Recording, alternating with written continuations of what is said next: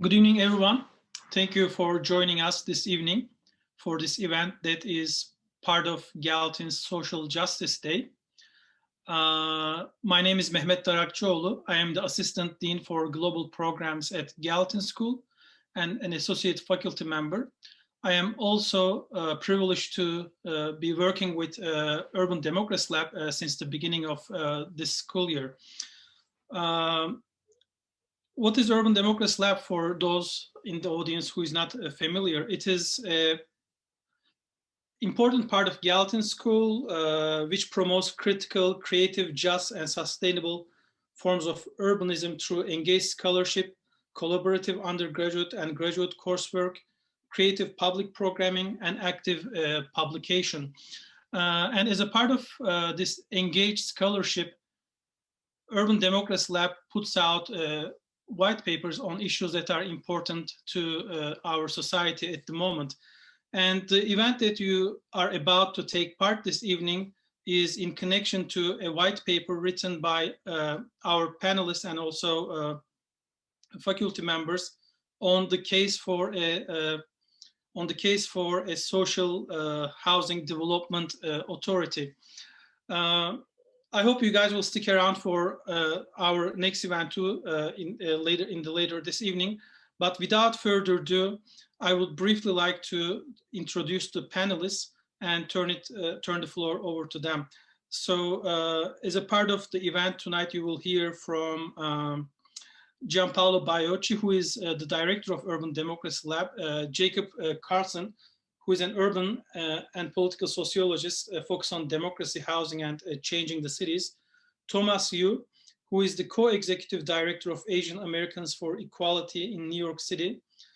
Pamela Fan is a part from the organization Right to City. Sarah Duisak, who was one of our doctoral fellows at Urban Democracy Lab and also a member of American Council of Learned Societies Public Fellow Program. Claudia Marchena, who is legislative aide to Congresswoman Alexandria Ocasio-Cortez. Amanda Horn, who is an associate professor of interdisciplinary social sciences at the University of the District of Columbia. And last but not least, Marnie Brady, who is an assistant professor of politics and human rights at Marymount Manhattan College. So without further ado, I will turn the floor over to Marnie, who is going to be moderating the conversation tonight. And please write your questions in the chat box, and we will address all the questions at the end of the conversation. And thank you for joining us again. Thank you, Mehmet, and thank you to everyone at Gallatin, and especially the Urban Democracy Lab, for bringing together so many wonderful speakers into today's conversation on housing security in the age of COVID-19. Again, my name is Marnie Brady. I'll be moderating this afternoon's discussion. A warm welcome to all of you who have joined us. If you're joining today's conversation and you can't pay the rent, you are not alone. Across the country, renters' debt over the course of the pandemic has risen to an estimated $70 billion. And renters' actions, from rent strikes to winning eviction moratorium and carrying out campaigns to cancel the rent, inspire all of us to be bold in our demands for life-affirming communities. So today's discussion aspires to address the question of how do we build our way out of a housing crisis that began long before the pandemic. As Mehmet mentioned, we've anchored this forum around two white papers. Private Equity is Coming, and secondly, a proposal for a social housing development authority. And so we begin today with an assessment of the speculative bonanza that is just around the corner of the pandemic. Corporate landlords, including private equity real estate, are once again poised to reap record profits in the midst of a crisis, this time in distressed multifamily housing. Second, we'll turn to the proposal for a social housing development authority as a way to keep the value of homes in the hands of the communities most impacted by racist housing policy debt burden, and the losses of this pandemic. And then following these presentations, we're really thrilled to have here today Thomas Yu and Amanda Huron, whom Mehmet had introduced. They'll share their insights and experiences in the concrete work and the existing examples of creating and sustaining decommodified, permanently affordable, and democratic housing.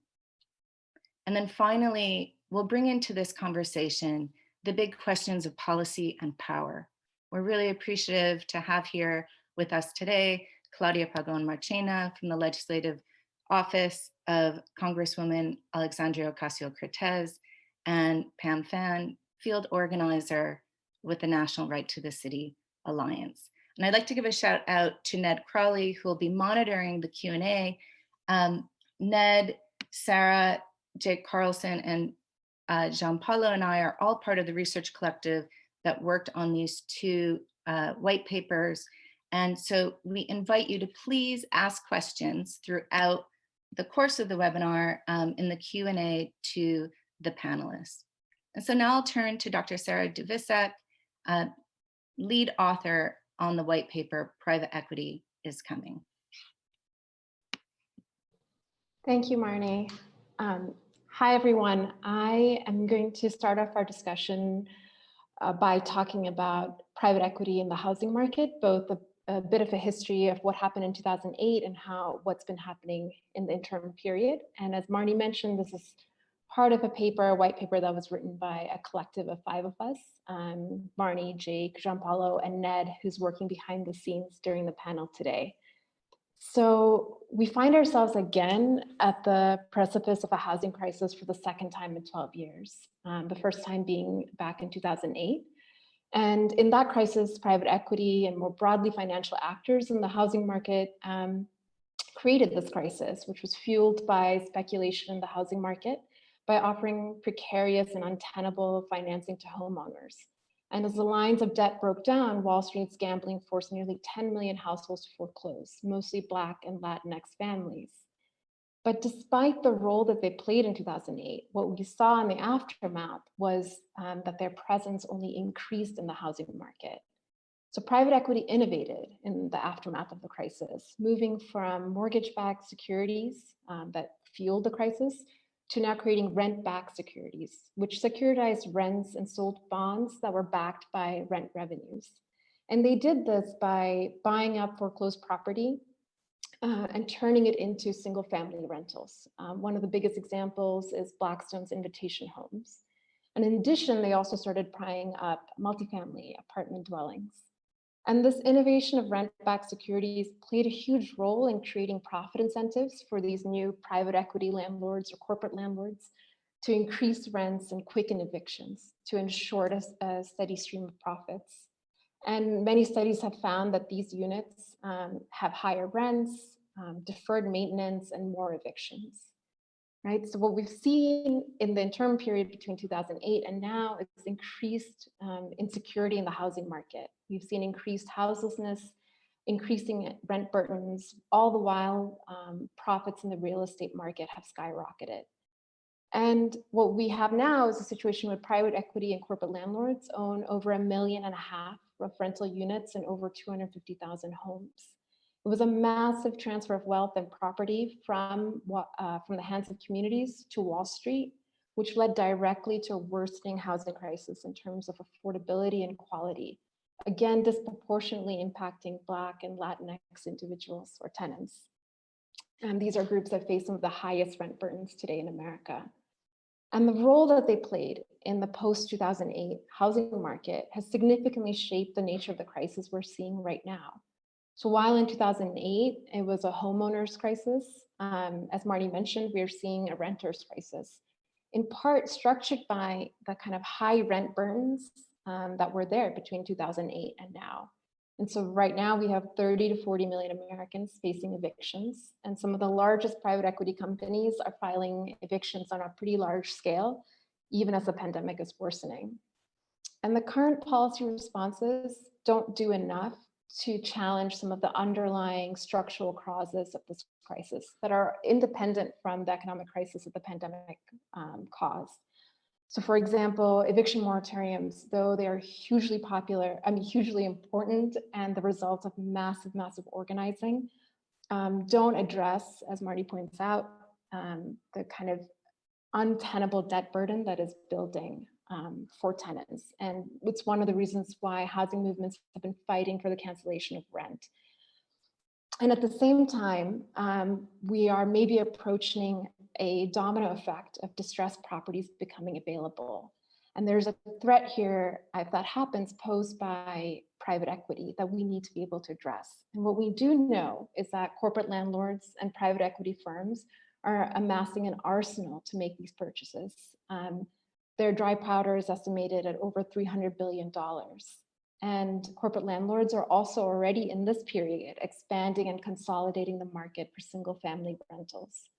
The CEO of Blackstone said, quote, "Blackstone was a huge winner coming out of the global financial crisis, and I think something similar is going to happen," end quote.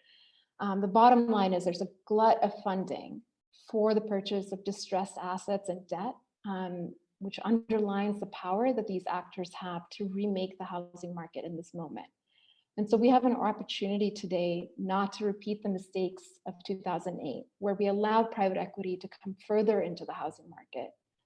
But to stop this cycle, we need to have radical solutions, such as the ones that Jean-Paulo and Jake are going to talk about next, that move housing out of the hands of a few financial actors and market speculation and into community and tenant control, hopefully building a truly decommodified housing future for us. So with that, I'm going to turn it over to Jake and Jean-Paulo. Thanks so much, Sarah. So how do we avoid a repeat of the 2008 crisis, given the longstanding and the new crisis we have? So to stop private equity and housing speculators, we propose what we're calling a social housing development authority to deal with the massive amounts of distressed housing that are going to grow in the wake of this pandemic, like Sarah discussed. And by distress, we mean that the owner is, in some ways getting behind on their mortgages, their property taxes and bills. But in a nutshell, what this authority would do, it would be a new federal entity to buy out these distressed properties and then rehab them to livability and environmental standards, and then transfer to what we're calling the social housing sector. And by doing this, the authority is going to help decommodify housing, meaning reduce the extent to which the cost of and the access to housing is determined by the private market, and thereby expanding affordability and access for all. So how would this thing work? Well, the authority would aggressively pursue distressed real estate. It would work nimbly and swiftly in order to crowd out speculative investors. If we imagine a rental apartment building going into distress, the authority could then buy them up after they go into foreclosure, or proactively go in beforehand to purchase it. We also propose giving this authority eminent domain power in case there are some difficult properties. Now, once the authority has control of the property, it would set out to ensure that it's up to livability and environmental standards. And we know that often landlords of distressed properties start skimping on maintenance, of course, if they weren't doing that already. The authority wants to make sure that tenants aren't being forced to live in deteriorating living conditions. So it would work to set up rehab efforts to bring these buildings up to code. But we also see this as an opportunity for environmental retrofitting connected to policies related to, say, the Green New Deal, which call for us to invest in our low carbon futures. Next, the authority would then transfer the housing to some sort of eligible entity. This may be a tenant cooperative, it could be a community land trust, a mission-driven nonprofit, or it could transfer it to help expand our dwindling stock of public housing. Now, these are all entities that have a much better track record of preserving long-term affordability, as well as promoting democratic community control over housing. Now, by doing this, we're going to take housing out of the speculative market and permanently into the hands of community. And to do this, the authority would create a sort of clearinghouse similar to existing First Look programs, where organizations can see the available properties. In addition, the authority would help these groups purchase the properties by providing low-cost financing, which would help groups gain access to the property and help regenerate the resources of the authority. Now, In the case of low-income tenants and artificially high markets like New York, the authority would essentially subsidize the purchase price. And in all cases, the housing would be subject to affordable housing according to realistic formulas. Now, while residential real estate is really in trouble right now, we also know that there's a ton of distress in commercial real estate, especially hotels and office spaces. And these have been hit pretty hard by less travel and more people working from home, a trend that we think is likely to continue. But these are also buildings that could be converted into residential housing. And people have had success in doing this. So the authority would have the power to buy up and convert these kinds of properties and expand the supply of affordable housing. Now, we think there are two pieces of policy that would be really necessary to make this work. The first is the repeal of the Fair Cloth Amendment. And for those of you who don't know, it basically says you can't really add new units of public housing. And the other companion policy would be a National Tenant Opportunity to Purchase Act, or TOPA, which we're going to hear more about today. TOPA has been in place in DC and starting to expand in other places. And essentially what happens is when, under TOPA, when a landlord is going to sell their property, they first have to offer it to the tenants to buy. And before I kick it to Gianpaolo, I'm just going to quickly do a recap of that, the whole structure of this. So we see either a distressed multifamily or a non-distressed goes on to sale. The TOPA policy kicks in. For if the tenants want to purchase it directly, it would go straight to them. Under the, like in DC, under the TOPA policy, if it doesn't get purchased by the tenants for non-distressed, it goes into the open market. The authority requires the property and then rehabs it. After that, it would go up to sale to the set of eligible entities. But if they wanted to do the rehab themselves, they could do that with a rehab agreement. Then it goes off to sale with financing, if they desire, to the eligible entities, and if not, off to the open market. So with that, I'll kick it over to Gianpaolo to wrap up the coverage of this. Thanks, Jake. Thanks, Sarah. So we imagine we have the Social Housing Development Authority in place.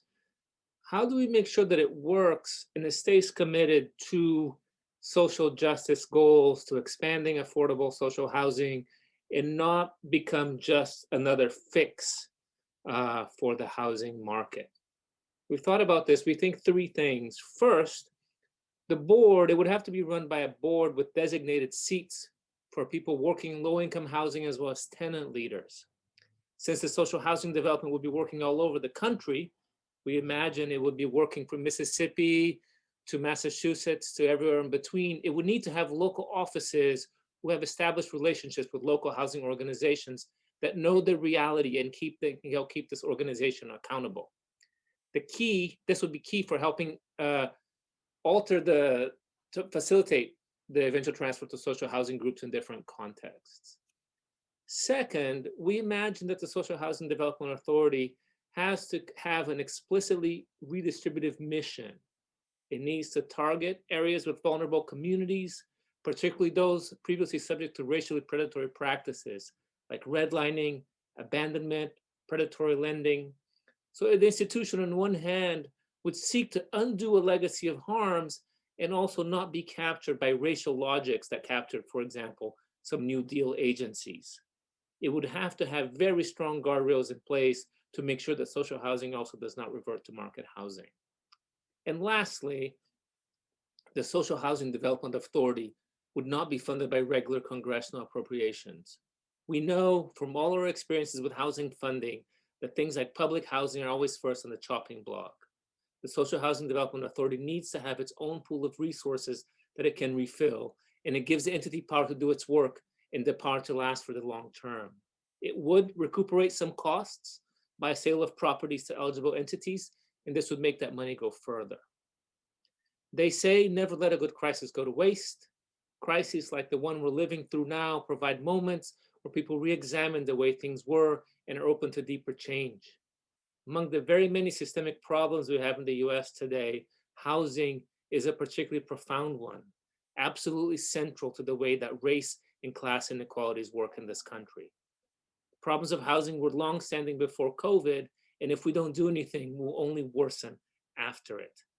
The Social Housing Development Authority by itself is not a guarantee of a humane and rational housing policy that puts lives before profits and communities over commodities, but we think it can provide important movement in that direction. It can and will decommodify chunks of housing at this time of crisis. It will take it out of the hands of speculators, and it will provide permanently affordable housing.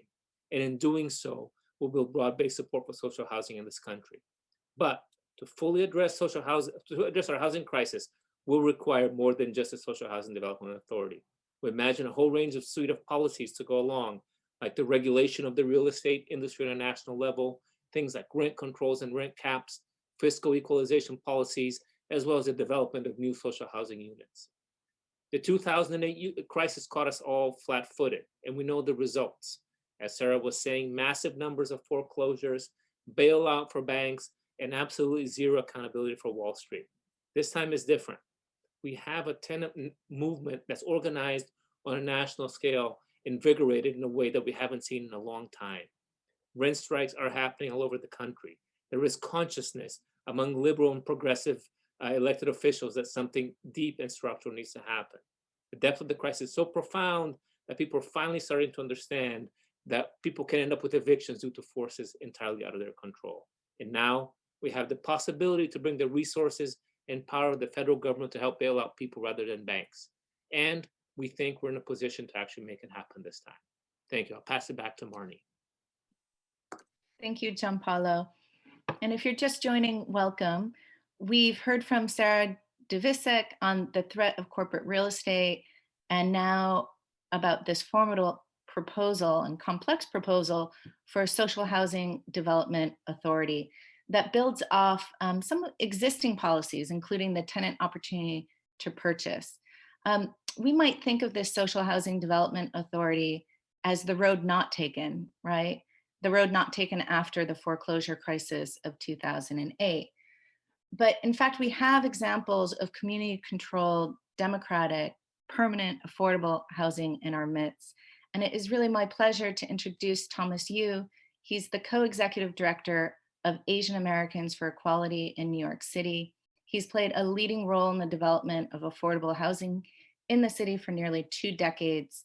Thomas was responsible for the development of more than 400 low to very low income family housing in Chinatown, in the Lower East Side, and in Queens. So I welcome you, Thomas, and I'd love for you to share your own lessons in your experience around the opportunities and pitfalls in implementing permanent affordable housing. Welcome, Thomas. Thank you, Marnie, and want to thank all the prior speakers for all their innovative ideas and concepts that are being introduced here. I just want to talk a little bit about the work that Asian Americans for Equality did innovate and experiment. We spoke about how this is the second housing crisis that New York City has faced. Unfortunately for us, this is at least our third. When we first experimented with nonprofit housing organizations intervening in the local private market to prevent speculation and the loss of privately owned rent-regulated housing. This was actually, the first time around was right after 9/11. If you remember, after 9/11, there was a tremendous fear in Lower Manhattan for tenants, whether they were safe from further terrorist attacks in the city. And we had as much as 40% vacancies in many census tracts of tenants who fled the area. And there was a concern that we would not be able to stabilize Lower Manhattan again, and that we would not be able to have tenants come back. But what we saw in real estate cycles is that usually during a crisis, as you heard earlier from Sarah, there is a precipitous drop in housing prices, and it almost always coincides or is followed by an extremely heated upswing in prices, where a lot of outside, very deep-pocketed investors, developers are coming back in to buy up assets. And this is caused also by a squeeze on longtime small landlords that tend to have much better relationships with tenants and local mom and pop retail in New York City. And this is important too, because they're also the less likely in our experience to engage in a lot of these predatory practices, harassment, eviction, that sort of thing. They usually tend to live in their buildings as well, so they're neighbors with their tenants. And there's, but they're much less resourced, and they're vulnerable to these buyouts from a lot of predatory equity. And so, and many of these throughout the New York City neighborhoods, they are landlords of color. They are minority owners, and this may be the only source of asset or equity that they have. And to have kind of these downswings and then rapid acquisitions on the upswings by outside larger investment firms, it really leads to a rapid gentrification and hollowing out of the historic and cultural character of these neighborhoods in New York City as well. So what we did was that we advocated strongly for FEMA and HUD to, as part of their national recovery efforts in New York City after 9/11, to fund an acquisition fund that flowed into what was then the Lower Manhattan Development Corporation, a quasi, New York City / state entity.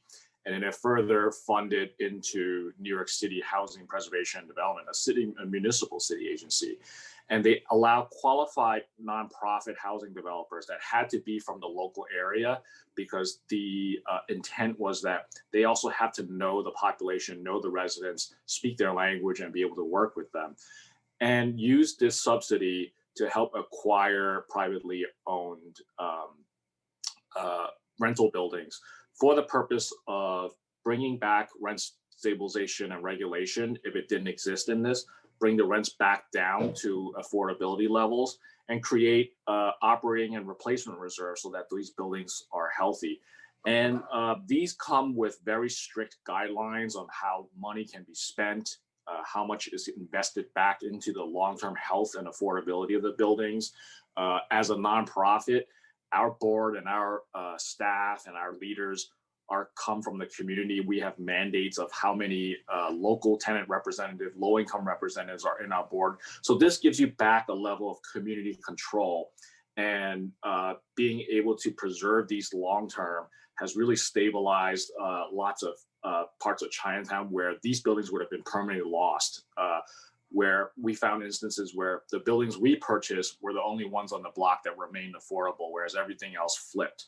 And so when I heard about Urban Democracy Lab and the kind of social housing authority that is being created, I thought this really has ability to gain traction, and this is the best time to do it, because we are, as it was said before, at the precipice of another crisis, but potential rapid upswing. And it's a very narrow window of when you can really afford to really secure a lot of these housing assets for long-term and permanent affordability. And lastly, I think, although this was beyond the purview of the study, we can look to other places where they may have found ways to further generate revenue for a social housing authority. We should think about, just like when we as a world thought that there is an importance to save our earth and our environment through carbon taxing, maybe there's this concept that we should create some sort of social or community bond or tax credit system that is governed by a social housing authority. And in a way, it encourages private entities to really be responsible based on criteria developed with the communities and policed by the social housing authority. And these kind of bonds double as kind of enforcement of community-minded projects in the city, but create a revenue source for further acquisitions to stabilize housing. But it's just a concept, and I'm sure all the great and intelligent panelists here will figure out how to make that work. And I'll stop there to pass it on to the next panelist. Thank you very much, Thomas. And thanks for raising that financing question and idea around the bonds. We're now going to switch to think about the question of acquisition that's raised by the Social Housing Development Authority proposal. And I'm very happy to introduce Amanda Huron. She's the author of Carving Out the Commons, Tenant Organizing and Housing Cooperatives in Washington, D.C. Amanda is Associate Professor of Interdisciplinary Social Sciences at the University of the District of Columbia, and she organizes with the DC Federation of Limited Equity Housing Cooperatives. So Amanda, I invite you to share about your experience in DC.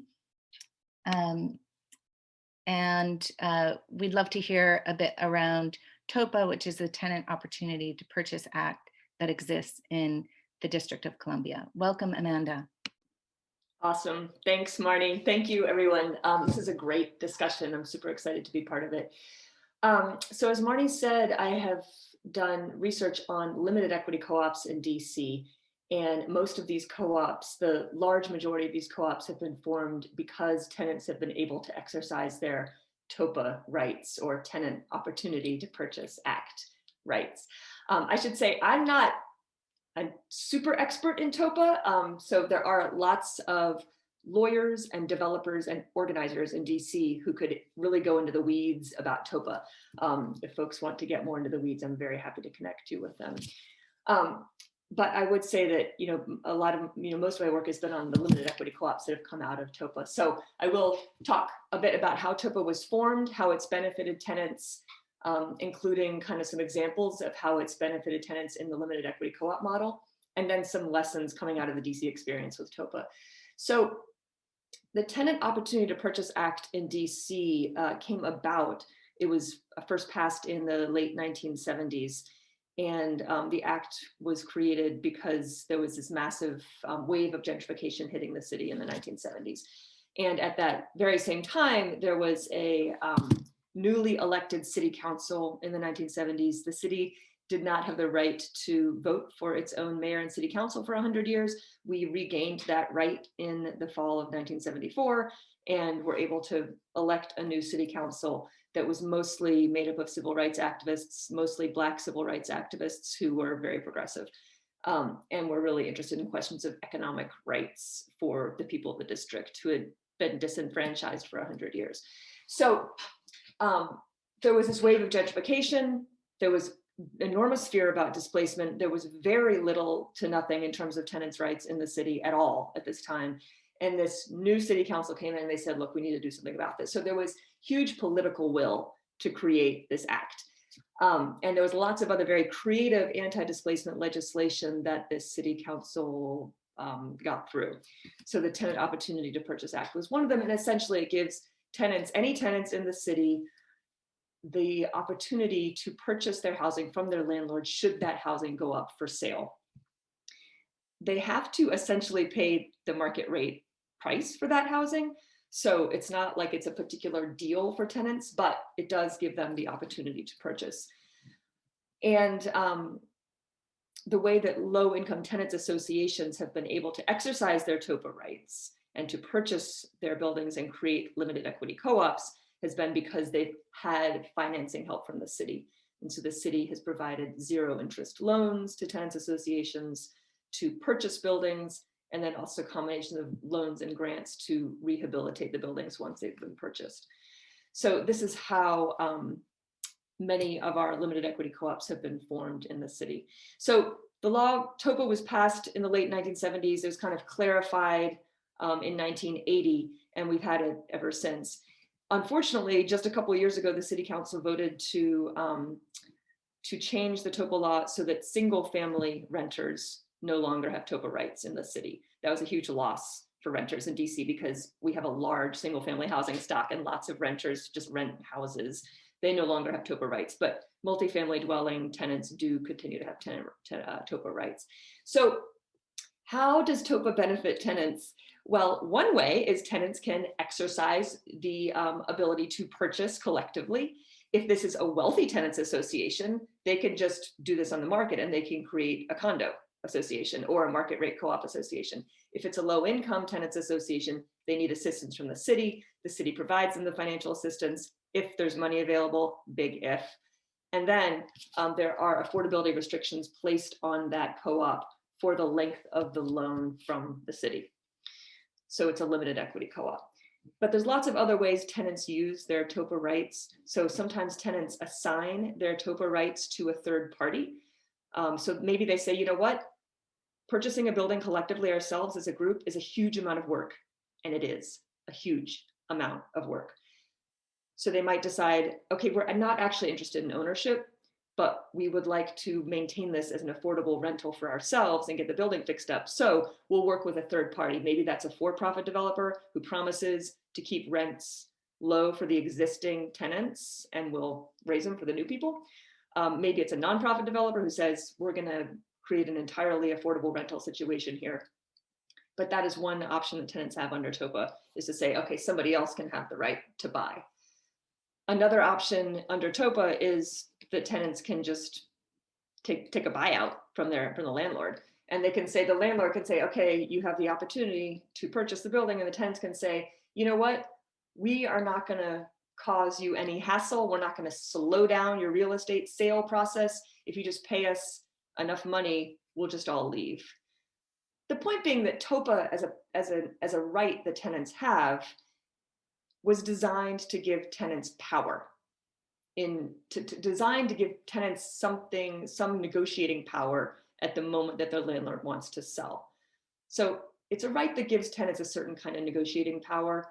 It's not necessarily a right that's designed to help create a stock of affordable housing in the city. So that's important, I think, to think about when thinking about creating versions of TOPA in other places or potentially even nationally. So I do want to just show a few images of some of the limited equity co-ops that have come out of TOPA, because I do think it's inspiring to see some of that. So I'm just going to go through a few images here. And this is one of the very first ones that was started in the city. This was a group of tenants who had received eviction notices on Christmas Eve, 1977. They organized to stop the eviction. They had huge community support. They ended up sort of coming up with the limited equity co-op model as they went, and they were the first one in the city to create a limited equity co-op. This is another one also formed in the late 1970s on the other side of town, that was formed, the People's Cooperative, and it is still in existence today. The People's Cooperative, still providing about 60 some units of affordable housing. This was a co-op formed by this tenant leader, Daisy Fernandez, in the 1980s in a gentrifying neighborhood called Adams Morgan. The work of these tenant co-ops has largely been done by women. This is a celebration of an opening of a tenant co-op. That's Marianne Barry, our mayor at the time, in the center there, celebrating this. And these were politically important, these co-ops, I think, for a mayor who really valued the idea of Black people getting a piece of the city. This is another grand opening celebration of another co-op in the Shaw neighborhood near downtown.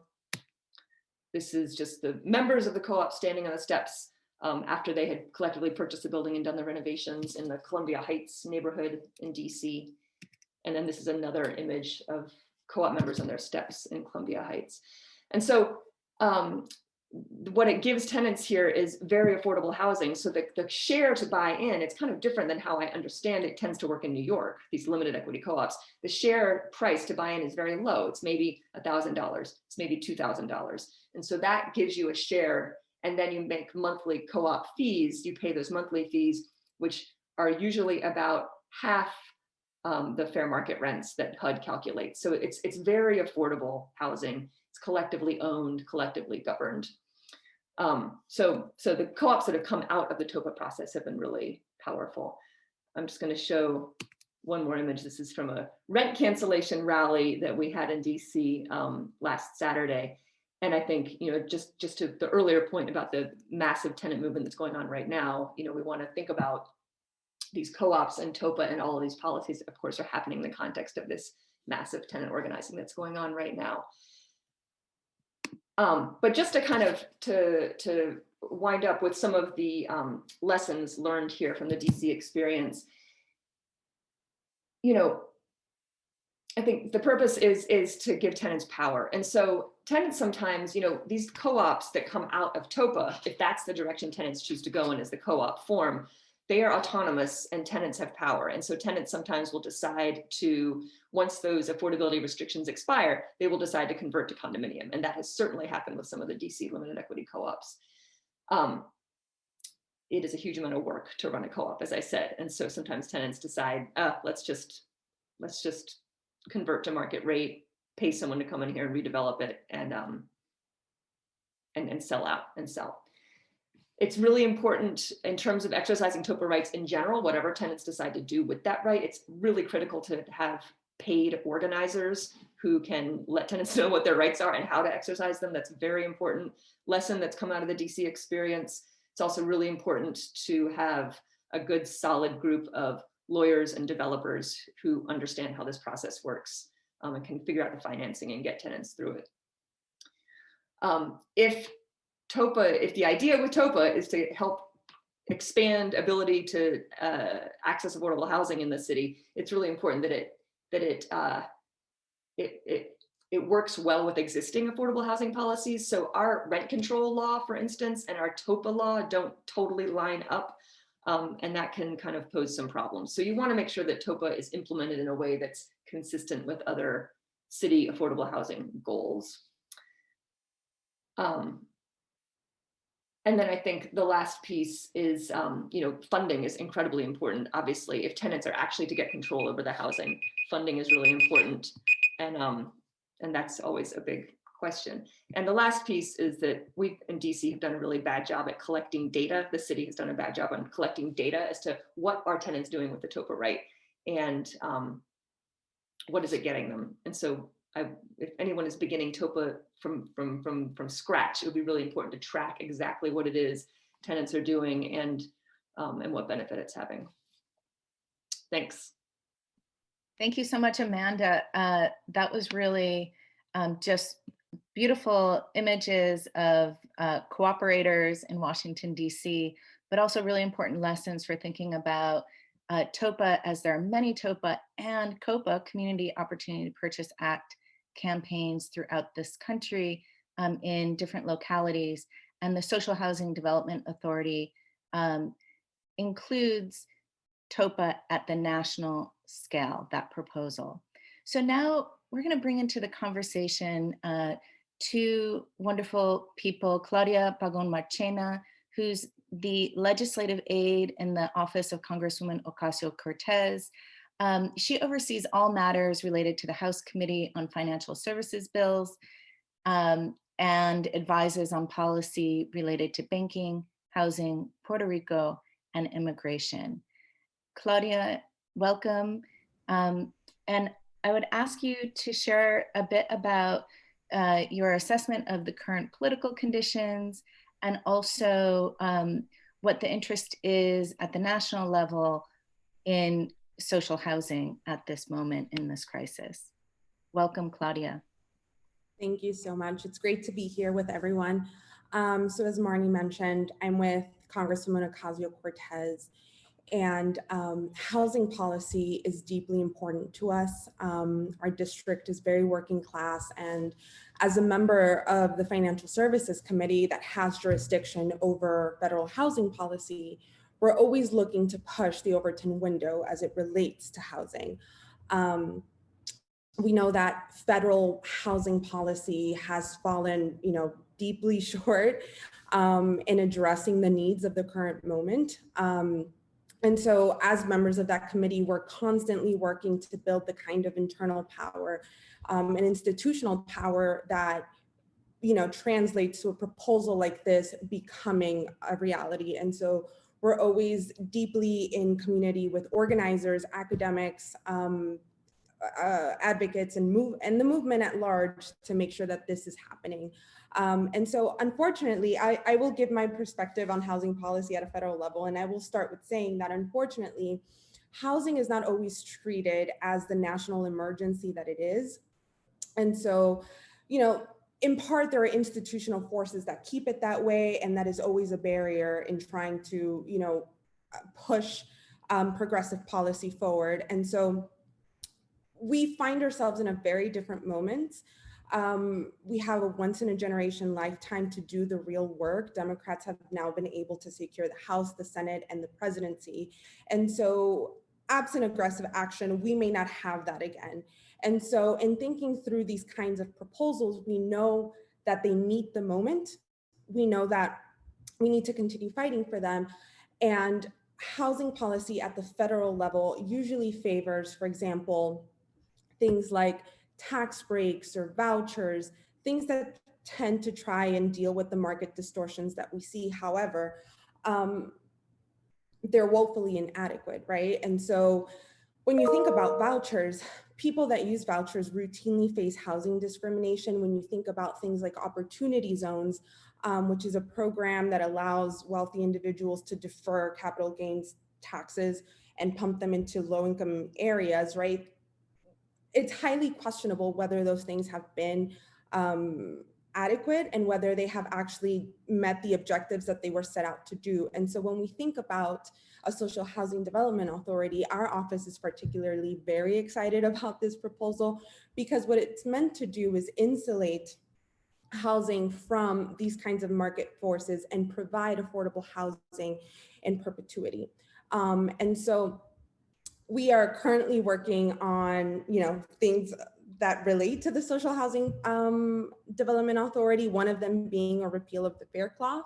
This is something that was brought up earlier. Fair Cloth, for example, does not prevent a net increase in public housing. And it's not allowed the federal government to build more public housing. And so that is one complementary proposal that we are working with, and that ties very directly into the Social Housing Development Authority. And so when we think about building federal power and how this is going to move, we know that we will have to work with the movement. We know that we will have to work with the House Financial Services Committee, with the Senate Banking Committee. And, there are definitely institutional barriers, like what I mentioned before, but we're definitely depending on building the kind of tenant and electoral power and mobilizing that working class multiracial coalition that we constantly talk about to see these goals come to fruition. And we're really hardened by the rent strikes, the mass rallies that have happened because of the pandemic. We know that COVID has exacerbated existing inequalities, and it's really brought into the national attention the problems that existed with housing long before COVID. And so we really want to utilize this moment to push ambitious and aggressive proposals like this. And so we really look forward to partnering with your office. With partnering with you guys in doing this. Another thing that I wanted to quickly touch on was the CARES Act. We know that there are 30 to 40 million people that are at risk of eviction.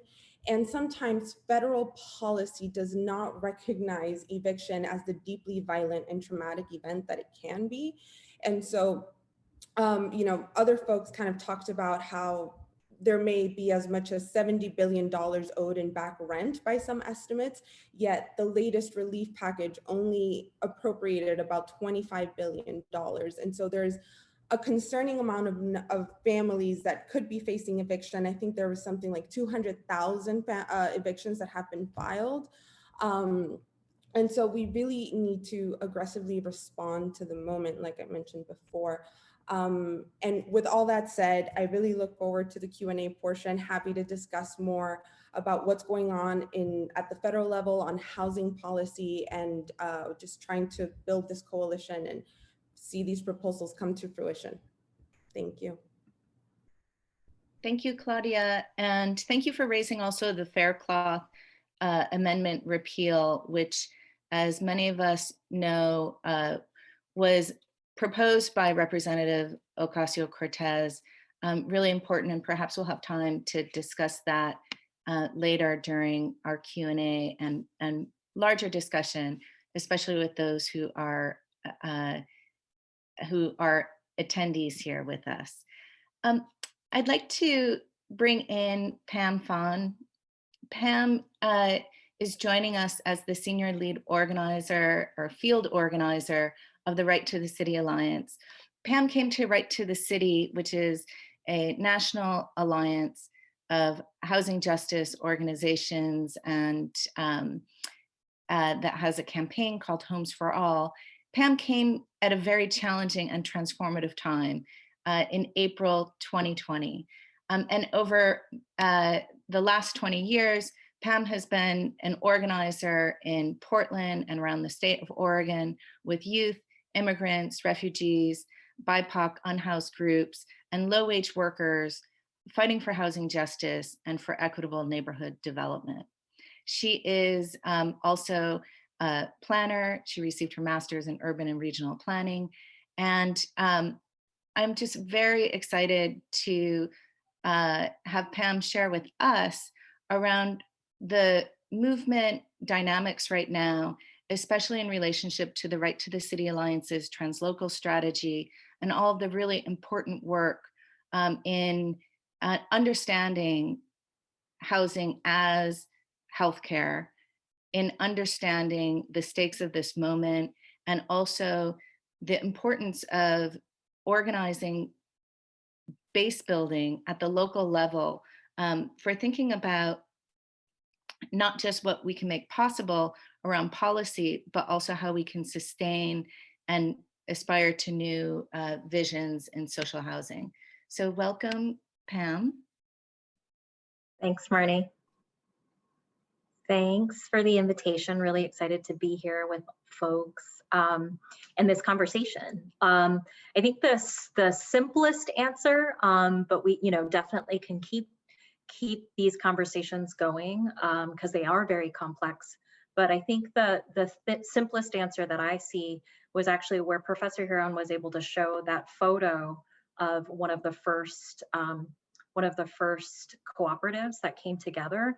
And if you saw those banners, they said, moratorium, not evictions, right?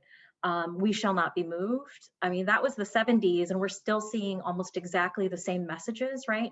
These messages are the same because consistently the system has not changed. If not, it's gotten worse based on what Sarah had described, that it's accelerated the profiteering, it's accelerated really how renters are, how these corporations and equity firms are really profiteering off of the backs of renters, right, and workers.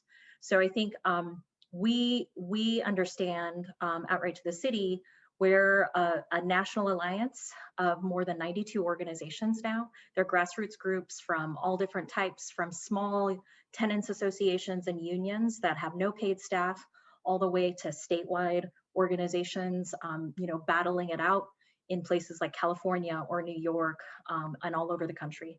So I think we have different levels of sophistication, but we all know across all the tenant organizers that we work with and community organizers that we work with is that we've known the solutions to transformative change for a long time, and we're the ones living them and living out the consequences. So I think, long answer short is that I think ensuring the conversation is had at the local level, and how are we stepping aside or making space for a lot of these local leaders who are tenants themselves, who are coming up through the ranks.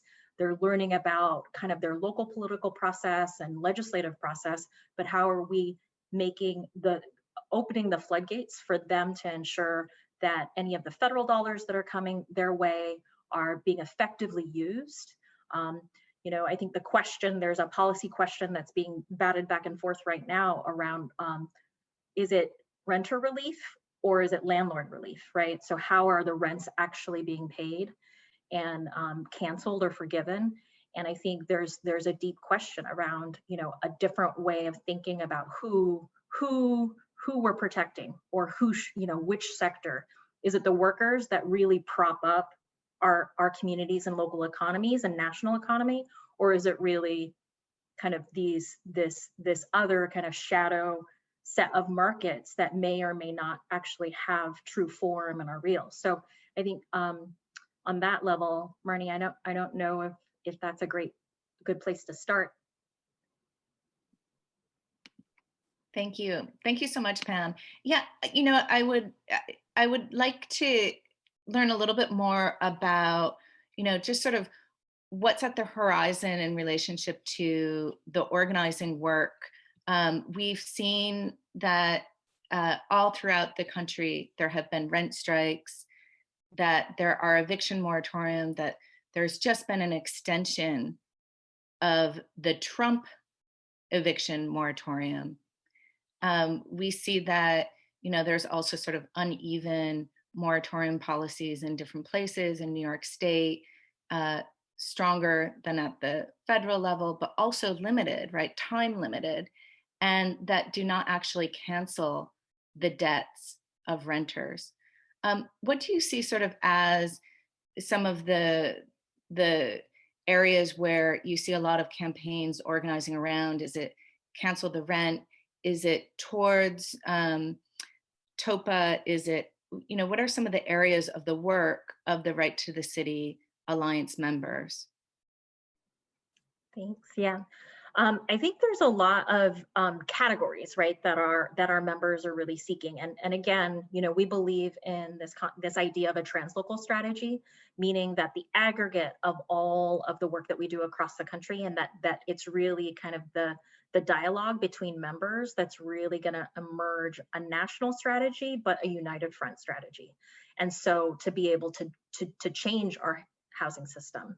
And so we work with members to kind of dial in what are the policy changes and conditions that are needed. So, oftentimes, it's some communities, right, say in the Midwest, particularly in Minneapolis right now, have had a major win with their Sky Without Limits community, they just spent 3 years battling it out with a slumlord to win their property. But it was 3 years of rent striking, right? 3 years of hard labor, figuring out how to create an escrow system to be able to do that rent strike, right? And not all communities are set up to do that, but now they're shifting into, because of that hard work, shifting into a citywide conversation about a tenant opportunity to purchase policy and program. Other cities around the country like Oakland, Portland, right? Different groups are looking to similar types of tenant opportunity to purchase programs. And I think it's, again, that translocal ability for cities and organizers to be talking to each other. And that's what we mean by power building too, is that you've got your community organizer or your tenant organizer is going building by building and knocking every door, sharing information about, their renters' rights or their housing rights in general, and ensuring that they know, hey, there's a meeting next week. Do you want to learn more, not only about your rights, but how we're ensuring that if in the event that the moratorium doesn't pass, or how we can actually get more than just a moratorium? How are we actually getting just cause eviction protection? How are we actually getting a potential to regulate rents through rent control? So those are the types of conversations that our grassroots members are having. And then when they come to the Alliance, they're actually having deeper strategy conversations about, so how is the political constraints of Colorado's legislature affecting Florida or California? And so I think what's critical is that the policy conversation is complex. And I know a lot of students are always, interested in looking for, what's a silver bullet policy that will really get us through. But it's really the organizers, right? Whether paid or leaders from buildings that may, be unpaid. It's really talking to your neighbors and really understanding what is it that's going to work in your community, in your neighborhood, in your building, that's going to make it happen. So yeah, let's do it all is the question. But ultimately, Right to the City and Homes for All, what we're talking about is canceling rent, canceling mortgages, and debt. So right now, it's estimated that more than 12 million renters across the country are at least $5,000 in debt right now. So if you think about that, a lot of people only make $30,000 a year. It's a really significant chunk of their spending power, their ability to make food and rent and medicine and their utilities. So we're putting out, it's not that building power in this moment has a lot to do with building connection with neighbors and understanding the scale of the problem. And a lot of the solutions that have been put out mentioned around a universal voucher program or any of these other types of potential solutions are really in the scale of the situation that we're in, given the pandemic and the economic recovery that needs to happen, does not match it. And so canceling rent and mortgages, right, ensuring that even low-income homeowners who are at risk of current foreclosure are also included, or homeowners that are also rent, a room out from their house, or oftentimes, for a lot of Black, Indigenous, or people of color, they actually are renting to family members, right? So that is a form of affordable housing that is really invisible. And so we want to be able to include all of those individuals, as many as possible, to ensure that that cancellation happens. Thank you. Thank you so much, Pam. Yeah, I would like to learn a little bit more about, just sort of what's at the horizon in relationship to the organizing work. We've seen that all throughout the country, there have been rent strikes, that there are eviction moratorium, that there's just been an extension of the Trump eviction moratorium. We see that, there's also sort of uneven moratorium policies in different places in New York State, stronger than at the federal level, but also limited, right? Time limited, and that do not actually cancel the debts of renters. What do you see sort of as some of the areas where you see a lot of campaigns organizing around? Is it cancel the rent? Is it towards TOPA? Is it, what are some of the areas of the work of the Right to the City Alliance members? Thanks. Yeah. I think there's a lot of categories, right, that our members are really seeking. And again, we believe in this idea of a translocal strategy, meaning that the aggregate of all of the work that we do across the country, and that it's really kind of the dialogue between members that's really going to emerge a national strategy, but a united front strategy. And so to be able to change our housing system. And so we work with members to kind of dial in what are the policy changes and conditions that are needed. So, oftentimes, it's some communities, right, say in the Midwest, particularly in Minneapolis right now, have had a major win with their Sky Without Limits community, they just spent 3 years battling it out with a slumlord to win their property, but it was 3 years of rent striking, right? 3 years of hard labor, figuring out how to create an escrow system to be able to do that rent strike, right? And not all communities are set up to do that, but now they're shifting into, because of that hard work, shifting into a citywide conversation about a tenant opportunity to purchase policy and program. Other cities around the country like Oakland, Portland, right? Different groups are looking to similar types of tenant opportunity to purchase programs. And I think it's, again, that translocal ability for cities and organizers to be talking to each other. And that's what we mean by power building too, is that you've got your community organizer, or your tenant organizer is going building by building and knocking every door, sharing information about, their renters' rights or their housing rights in general, and ensuring that they know, hey, there's a meeting next week. Do you want to learn more, not only about your rights, but how we're ensuring that if in the event that the moratorium doesn't pass, or how we can actually get more than just a moratorium? How are we actually getting just cause eviction protection? How are we actually getting a potential to regulate rents through rent control? So those are the types of conversations that our grassroots members are having. And then when they come to the Alliance, they're actually having deeper strategy conversations about, so how is the political constraints of Colorado's legislature affecting Florida or California? And so I think what's critical is that the policy conversation is complex. And I know a lot of students are always, interested in looking for, what's a silver bullet policy that will really get us through. But it's really the organizers, right?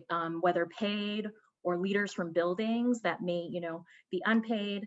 It's really talking to your neighbors and really understanding what is it that's going to work in your community, in your neighborhood, in your building, that's going to make it happen. So yeah, let's do it all is the question. But ultimately, right to the city and Homes for All, what we're talking about is canceling rent, canceling mortgages, and debt.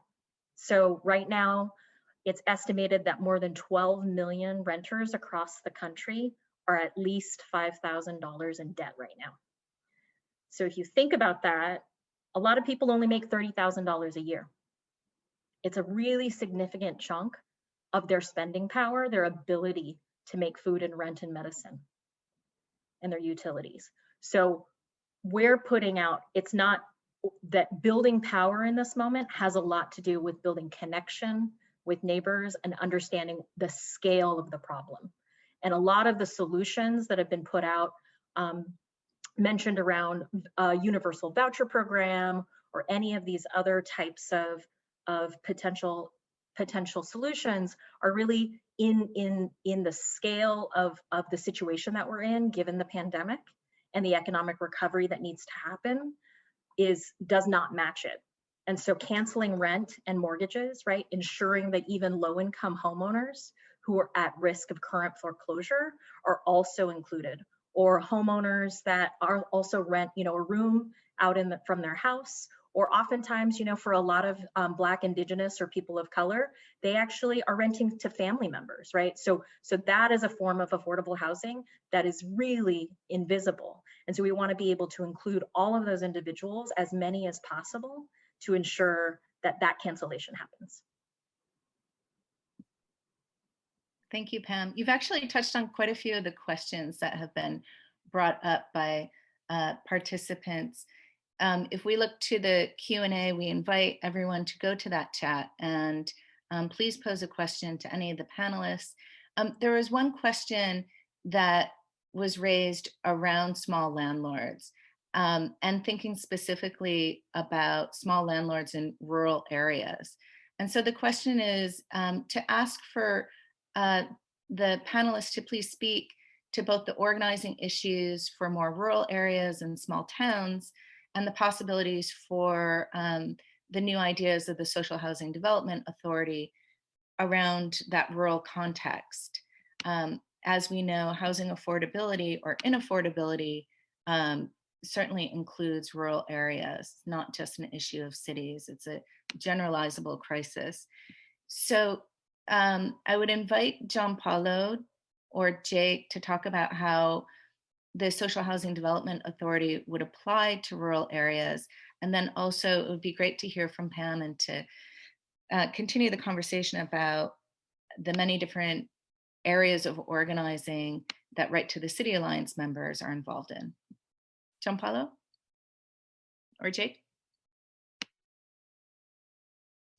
Let me say a couple of things about the rural context, and then maybe Jake, if you want to say something specifically about the smaller landlords, and then Pam, if you want to talk about the organizing context. So it's interesting when we talk about this, and the image we put in front of the report is of a building here in New York City, but actually in our minds, and one of the reasons we think this needs to be a federal problem is because housing is a national problem. There's no state in the United States of America where a person earning minimum wage can afford an average one-bedroom apartment, right? We have a tremendous housing problem. When we think of evictions, our images instantly go to San Francisco, LA, New York, Washington, DC, but in fact, the eviction epidemic is happening in lots of rural places as well. The affordability crisis in rural settings is terrible. And often in rural areas, the kind of organizing landscape tends to be a little bit different. So there's a couple of things in particular that we think are especially interesting when we think about the smaller towns and rural areas. One is one of the things we have heard about, which is interesting model, is scattered site cooperatives. In other words, a bunch of formerly delinquent or distressed single homes to form a housing cooperative, you do not need to actually be adjacent. There are interesting scattered site rentals. Another aspect of the rural housing crisis is that a lot of rural properties, the problem there is often a problem of housing quality. And one of the things that we always emphasize when we talk about the Social Housing Development Authority is that this is not about passing off bad properties to tenants or to cooperatives or to nonprofits. It's about rehabbing and making sure that these are actually quality housing, environmental standards, and also deeply affordable. Finally, let me mention one thing that is I'm going to put a link in the box, which is about resident-owned communities. Manufactured homes are about 3% of the low-income homes in this country.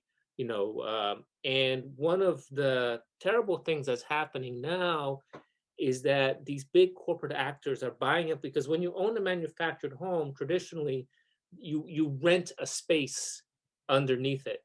And the same corporate actors that have been investing in rental housing have been buying up and raising the rents for some of these manufactured homes in some of these communities.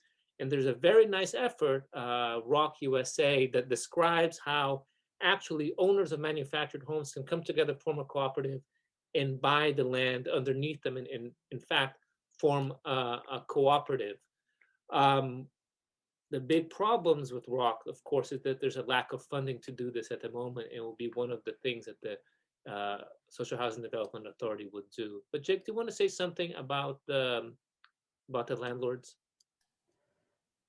Yeah, sure. I'll just say that, when we're thinking about the roles of government in trying to stop crises and address issues in society, ultimately they're sort of questions of values and what we want to do. And we talk about landlords, and there are different kinds of landlords. There are the private equity landlords, and there are small ones that have a single property that they bought as an investment for a retirement. I think we're less concerned about helping out Blackstone preserve their profit margins. For a family that bought it as a property to save for retirement, that is a concern. We see, I think the Social Housing Development Authority is essentially a way to minimize the downsides of that, so that that property isn't going up to further expand the portfolio of a group like Blackstone. While this, at the end of the day, like this Social Housing Development Authority would be buying properties. So the person going into distress, like a normal sort of either foreclosure or pre-foreclosure sale process, they probably wouldn't get the same value. But this would allow them some opportunity to sort of retain some of their investment. But ultimately, an investment is an investment, and you're not guaranteed any sort of return. It is a risk. So we have a sort of moral question of, do we want to guarantee a right to a profit or a return on your investment, or do we want to guarantee a right to housing? And in my mind, the latter question is more important than what this Social Housing Development Authority is trying to do.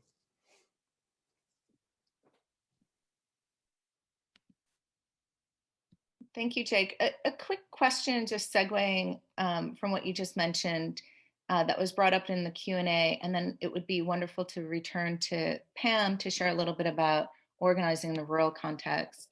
A question that came up was around support for landlords that you just addressed, Jake, but we might also think about bank tenants or people who own their homes who may also find themselves in distress or at the verge of foreclosure. Would you be able to just share a little bit about whether or not and how the Social Housing Development Authority also could prevent, mitigate foreclosure, or allow for bank tenants, people who have mortgages, to be able to remain in their homes? Is that a component? Yeah, so we didn't talk about this much, but this also, we do include some provisions for homeowners.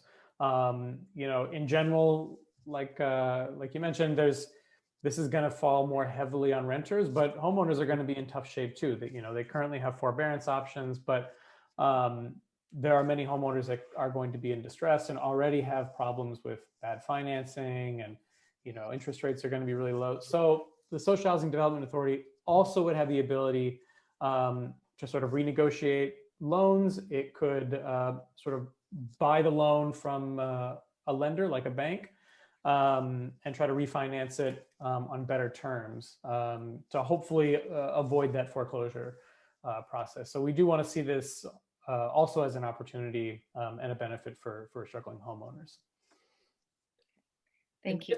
Can I just add one thing to this too, which is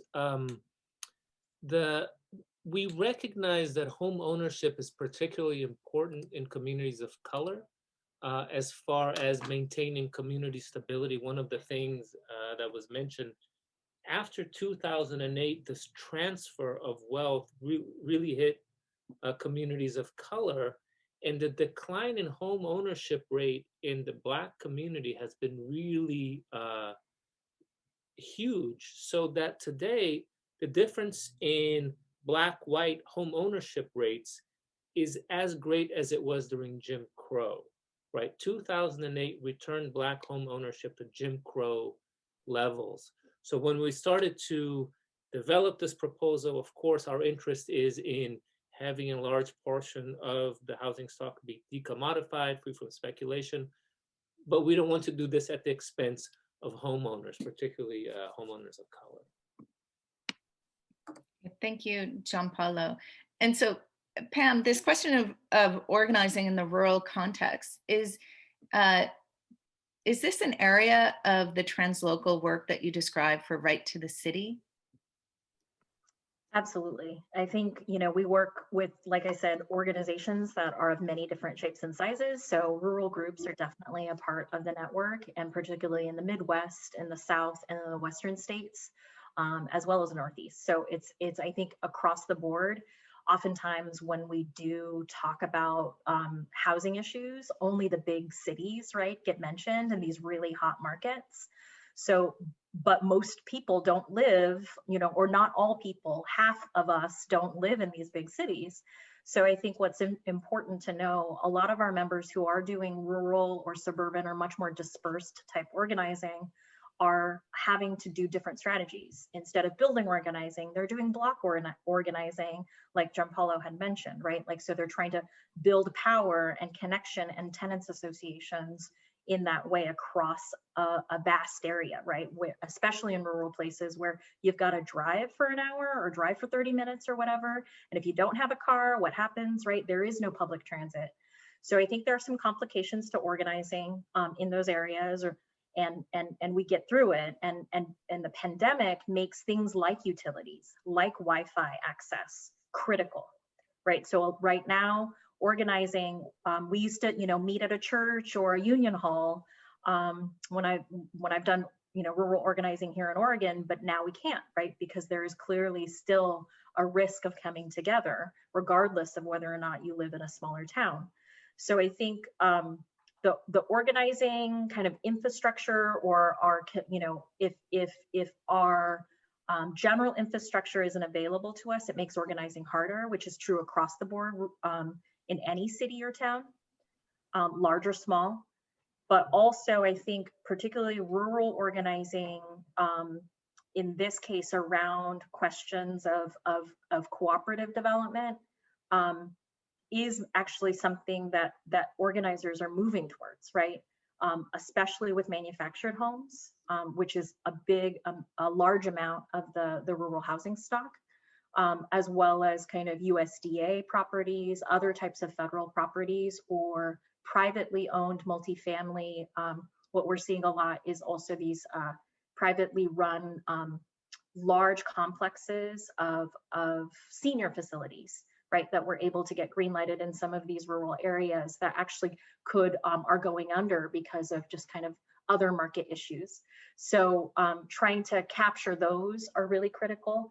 But I think what I think is interesting about this question of what's happening between markets right now, and I'll let the smarty pants answer these questions, but I think what we're seeing on the organizing side is smaller communities, right, that aren't the hot markets, so aren't the Bay Area, aren't New York City, aren't Houston or Austin.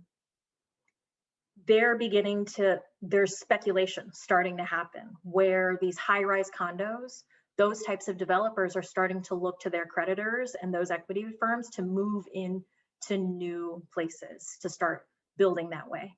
So what's critical is to understand that the growth machine, these growth machine cities, will turn into growth machine small towns and rural places. At the same time, that rent-backed securities kind of dynamic is that these like, I live here in Portland, Oregon, where we've got condo buildings that are completely empty and have been for years, right? So they were built and people just don't have the incomes to be able to move into them. So we've got pretty empty buildings that haven't been getting any rent income. Developers are just holding them. Those are going under, and all of a sudden these equity firms are going to be grabbing them up, right? And knowing that those investments are really subsidizing some of the capital they're taking to these smaller communities to build more. So I think that kind of this growth machine that's happening, we're watching, and we're thinking, the best combat to that is the type of like door-to-door organizing that we're doing to ensure that we will not be moved, right? That communities get to actually dictate in a democratic process and very transparent way how their communities develop and change. Pam, thank you so much. Certainly anyone who's involved in housing analysis, if you're assessing conditions, ask an organizer. That was very helpful, Pam, and also helps to answer one of the questions that came up in the Q&A. And we invite everyone to please pose your question to the panelists. We have just a few minutes left in our forum today, and we're very happy you joined, and we hope that you will be able to have your question answered. But one of the questions that came up, and I'll pose this to Sarah, it was a question around whether or not we're really seeing multifamily delinquency, and whether or not, we're only talking about the geographies of cities, or if we're thinking about delinquency rates across the country and what we mean by distressed housing. And so this is a question of the urgency of this moment, right? And what we are anticipating in relationship to all different kinds of capital, and especially based on the lessons of private equity that has certainly moved into single family and manufactured homes, as well as REITs, real estate investment trusts in manufactured housing. So this question is for Sarah. If you would please share with us how we've come to anticipate distressed housing. Sure. And I agree that multifamily dwelling delinquency rates are relatively low. They have increased from previous years, but as I think at the end of the year, it was around 1.7. And what's interesting is that we think that this is likely due to the kind of patchwork of rent relief that's in place right now. And also there are very strong forbearance protections that the US has at the moment. And we actually saw delinquency rates increase at the middle of the year and then kind of come down from the middle of the year to the end of the year, I think, as some of these protections went into place. And some of the larger landlords have liquidity to meet debt obligations, but this is likely not going to persist. And that's what we're worried about, especially in terms of smaller landlords. And then I think Pam brings up a really important point about the different ways this capital is moving. Oh, and I think Thomas can also add in. And just to Pam's point about the different ways capital moves. So right now, it might not be at the end of this crisis that what we're worried about is multifamily dwelling delinquencies, but the kind of retail, commercial, office-based delinquencies, which are actually much higher. And the larger point being that there is this arsenal of money that private equity is waiting to introduce and kind of shift the housing market in ways that we may not be able to predict at the moment. And with that, I'll hand it off to Thomas. Yeah, no, thanks. I think you actually touched on it. The delinquency rates, especially in the current time period, is a very misleading stat to base it on, because we do have a national eviction moratorium, as well as in some municipalities, even more stringent ones. And so when those expire, there's no question that, you know, if there's no safety net, what's going to happen then?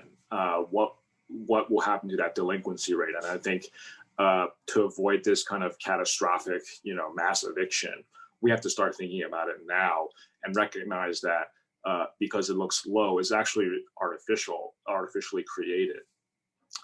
Just anecdotally, also, when we speak to our clients and look into buildings that tenants have invited us to organize in, they are also doubling and tripling up, you know, in households. This particularly coincided with neighborhoods that had the highest, you know, COVID infection and death rates, and it's directly related because overcrowding in these units have created an unfortunate side effect of, you know, inability to socially distance, more rapid infection rates and spread. And so we should look at, you know, what would happen if some of these protections, like the moratoriums, disappear. And you may have, you know, a much higher rate overnight if there's no planning for that when we reach that milestone.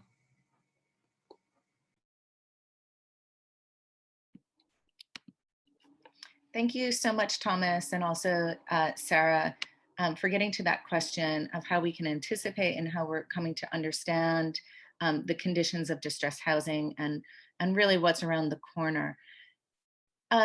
We have time for just one more question from participants, and we thank you for all of the questions that have been posed this evening.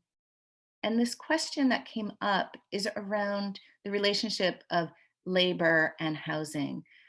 This is a question that I think is really important for thinking about housing production, as well as how we think about the struggle in housing. And it would be wonderful to hear from Amanda a bit around the relationship of workers' organizations or unions in the fights in Washington, D.C. around housing, or how, if in the history of the struggles of tenant rights in D.C., how workers were also associated and affiliated with that struggle. And as we know, renters are workers, but thinking more formally in relationship to unions, if that has come up. And also looking to the federal level, Claudia, are there unions that have been involved, or what do you see is the role of unions also in building up the advocacy work and the power that we will need to push such a legislation or a proposal such as the Social Housing Development Authority forward? So I invite you, Amanda and Claudia, to share your experience around this relationship of labor and housing. Great. Well, I would say in DC's history, historically, labor unions have played an important role in terms of advocating for tenants' rights. And so I've actually done some research recently looking at organizing to defend tenants in the midst of the 1918 so-called Spanish flu epidemic in DC specifically. And actually we first gained rent control. We were the first city in the country to get a rent control law. And that came about in 1919 as a direct result of all the organizing that took place around housing during the Spanish flu epidemic. And labor was a big part of that organizing for sure. So rent control policy was passed because it was recognized at that time that there were so few protections for tenants and people were being evicted in the midst of the pandemic. In some cases, people were being evicted because they had the flu, and landlords and other people in the buildings didn't want them around. I mean, it's wild. So, labor unions were very supportive of that. People met in labor union halls to, have these mass meetings in labor union halls. So there was a big relationship there. And I would say right now in DC, there's been a ton of organizing, as there has been in cities around the country because of the economic crisis we're all in. There's been really interesting relationships between locals, union locals here who are now, many of their workers don't have jobs anymore right now, but they're now sort of organizing with them where they live to, against eviction, and really for rent cancellation is the big thing now, because the city has had a eviction moratorium in place before the federal government one was put in. So there has been some really good organizing between labor unions and tenants. And then the other thing I would say to that is that there's been, we also have a tenants union in the city right now. And we have a history of various efforts to create tenants unions that were created intentionally along the model of a labor union. So trying to use that labor union model of organizing, trying to apply that in the sort of tenant space with greater and lesser success, I would say. Thank you, Amanda. Claudia, what kinds of coalitions can come together around housing? And I'm thinking nationally. It was so excellent to get that DC example and to think about the lived and concrete spaces of union halls and also in people's communities where people come together, organizing in their buildings and beyond. And then at the national level, are we seeing coalitions coming together around housing? And to what extent are you seeing the relationship of labor and housing justice coming together? Yeah, so I would say from a federal perspective, whenever you're trying to push big, ambitious legislation, you need to cast a very wide net and invite a lot of different partners in that fight, right? Because housing groups will make the case to members, right? But we also need to hear from labor. We need to hear from many different groups, and if different members respect the opinions of different kinds of stakeholders. And so you want to cast a wide net so that when you're pushing this, when you're selling this at the federal level, when you're trying to get other offices to co-sponsor, right, you have this kind of validation coming from outside groups. And I find that personally, when I've worked on the legislation that I've worked on that has been most successful is the legislation that has a wide coalition behind it. For example, we worked on a public banking act, and that had all kinds of folks behind it. So you had the banking people, you had labor unions behind it because of the postal banking situation. And so I would definitely say that labor is a very important partner in this fight for housing. And that as we continue to, think through the federal pathway for a social housing development authority, that we need to engage those stakeholders and bring them on board. Okay, thank you. And to that question, certainly housing is also about producing jobs, right? When we think about the history of public housing really was rarely developed to give people homes. Instead, it was a major engine for jobs production and for security for workers. So thank you so much for raising that question. It looks like we have gone to our allotted time this evening. I do invite Gianpaolo Baiocchi, who is the director of the Urban Democracy Lab, to perhaps pose any last question or some final commentary synthesizing some of what we've heard tonight around the many different dimensions of power that are so important for moving forward with such a proposal at the national level, and then of course around all the different complexities of making this proposal actionable. Gianpaolo? Thank you, Marnie, and thank you everyone for joining us in the conversation today. I mean, the through line of the discussion today is that we are at this housing emergency. We have to address the emergency, but we have to think, are we just addressing the immediate term, or are we going to do something bigger and fix the larger set of problems around it and begin to untangle, begin to move us to a more humane housing policy in this country? I think that's what we want. And I think we've heard from people tonight that, one, these kinds of policy alternatives do work. There is a history of them working. It's not very well known. We have this frame with, a lot of people think social housing is an exotic European idea, or it's about public housing, which somehow never worked. In fact, social housing does work. We have really wonderful examples. The DC set of examples is a very good one. It does work. The examples that Thomas was bringing up, there's a lot of people like Thomas with real concrete experience in making these things happen at the local level, but we need this strong, transformative federal intervention.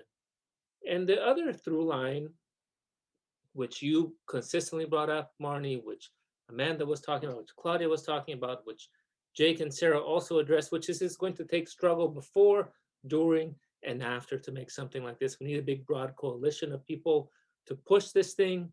We need a big coalition of people to keep this thing honest and keep it to its mission. And we're going to do a lot of mobilization to make it work. The DC examples and Thomas examples are ones where, this is not going to be a top-down thing. This is going to be a bottom-up thing that's going to take place in many different contexts. And Pam was reminding us, look, not everybody lives in a big city. This looks different in many, many places. And we're going to have to respect and learn from and be led by the struggle in all these different places.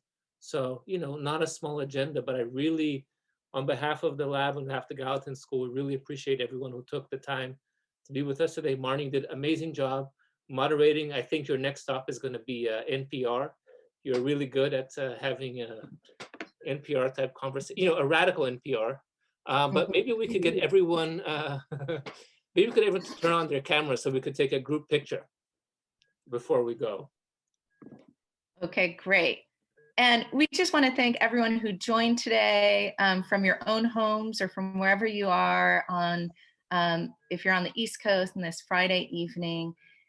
This conversation continues in so many different spaces. We really encourage you to look up and join your own organization, form your own organization, but also do look into Homes for All, Right to the City Alliance, and connect with your neighbors. So thank you everyone for joining today. And we hope to see you in this struggle as we continue. Thank you.